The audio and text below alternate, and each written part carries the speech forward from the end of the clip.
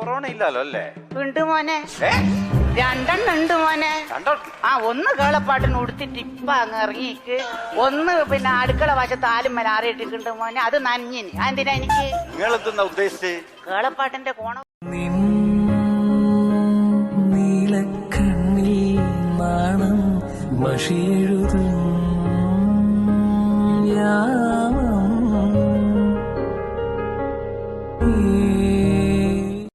നീ ഇവിടെ വേലയ്ക്ക് വന്നതാണോ അതോ വേലയിറക്കം വന്നാണോ?